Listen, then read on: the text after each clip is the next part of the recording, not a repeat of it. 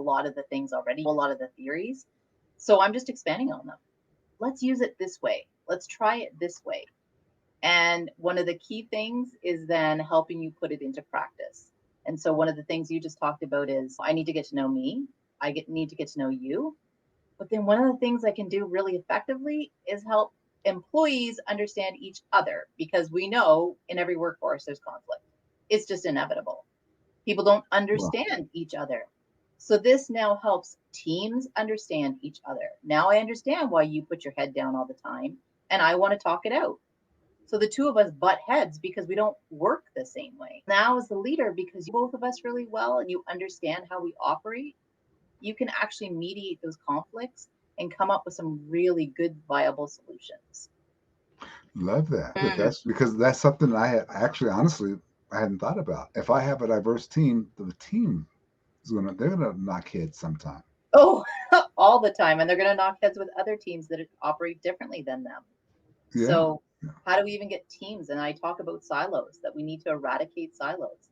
There are silos in every other organization between either the floors or the teams or the leaders. And it's because simply they don't understand each other. So we Yeah. can have a lot of fun introducing them to each other. It is so fun to hear Dr. Deming's work come back up in different ways all the time. Knock down the walls between departments, Yep. knock down the walls within your own department. Yep. Maybe that's the real benefit of some of these tests that they give people, personality type tests. So if I have Mm-hmm. my team now taking a test and we're all discussing the test results, maybe that helps me understand that you communicate different than I do. And if I want to get my point across, I need to, so that's good. And your book helps bring those out. Do you have any exercises like that that you do in the book? I don't want you to go through them. I want people to go read the book, but do you have a game plan inside your book for that as well? I do. And actually, I'm trained in predictive analytics. And Oh, so I introduce the reader to predictive analytics, and it actually does a team assessment.